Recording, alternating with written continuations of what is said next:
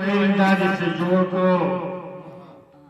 مصور ته مې ویل دا دې څه جوړ کړو هغه وی چې دا خو ستاسو فرمایش و او ما ویل زما د یار په شان دی نه دی کوم تصویر چې ما غوښته زما خواهش و او بله کیسه ده چې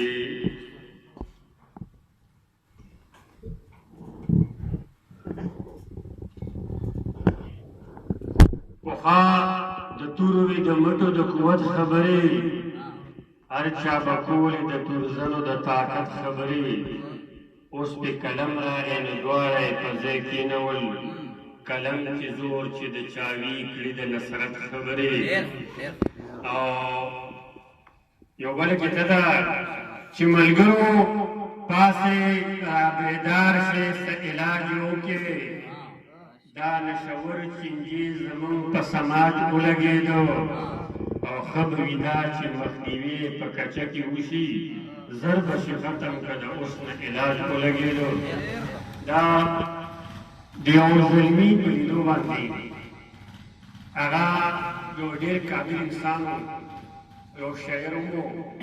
او تقریبا په یونیورسټۍ کې سبق وي هغه به یو کالم لیکه په مشرق اخبار کې او ډېر زیات ښکلی او ډېر ښایسته کالم و کله نه کله به هغه ماته راته او باقاعده کالم و چې کوم دی هغه د مشرق کې شی کېدو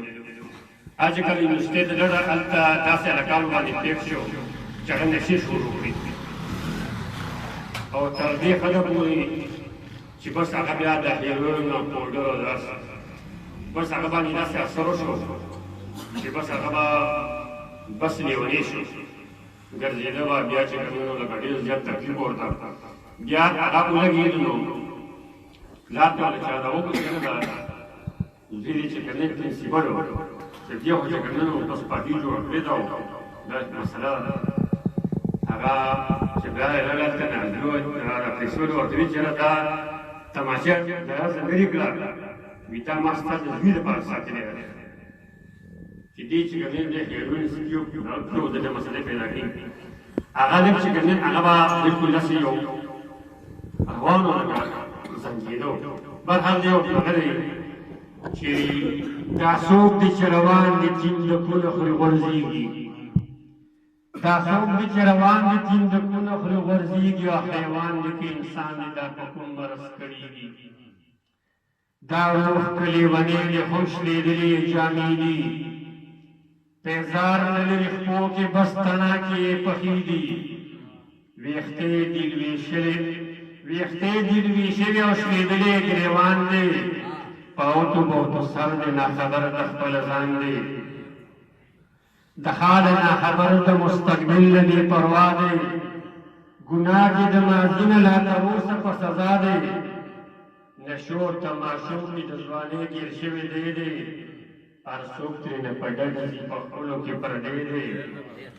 نظر د د هر چا ځکه پرېوتې دغه ځوان دی د ښکلې کورنۍ دی خو په ویر اخته د ځان دی واړې نن په کاڼو باندې اولې لیونې دی زمونږ د کلي خان جانکي کاکا لمسی دی د چا د امیدونو دا معنی زرې زرې شوه دا ښکلې ځواني په نشو خاورې ایرې شوه ملګرو کو روښانه مستقبل جوړول غواړئ نشې د ځوان کاکلي د که دا ختمول غواړئ نو بیا د خوشحالۍ دور زمونږ په سیمه راغی شي روکې به تیارې شي د تعلیم خوره رڼا به شي فضل به د رب وي که راځي رانه ستار شي ښه ماحول به جوړ شي نعمتونه به بسیار شي او دا یو نظم دی چې د کلي خلک موږ ساده باده د کلي خلک یو اخلاص لرو موږ ساده باده د کلي خلک یو اخلاص لرو موږ عمر اخبار را حسن او یار د مینې پیژنو